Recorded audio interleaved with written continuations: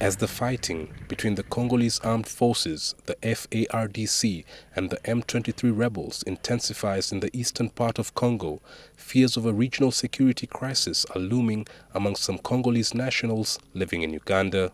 Our country is very, very big. Any war, it affects all the boundary countries.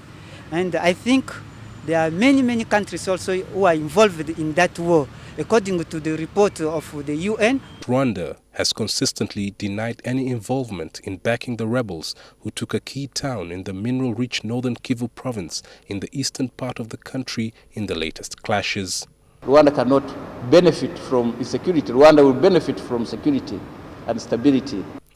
Against this backdrop, Makerere University Law lecturer Kabumba Busingye cautions leaders neighbouring the Democratic Republic of Congo to back off and let the United Nations Security Council resolve the conflict. The countries of the region will have to come together and find a way of replying to the situation in a way that doesn't violate the United Nations Charter, because that's why we can get into problems. Because as a country, we have had problems with the UN Charter before, and the case that went to the ICJ was DRC versus Uganda.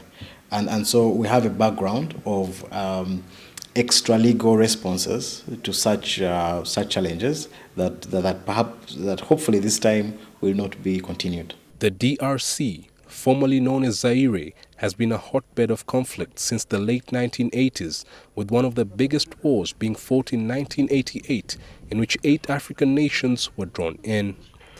Embassy officials were reportedly holed up in a meeting the whole of today. Chris Ochamringa, NTV.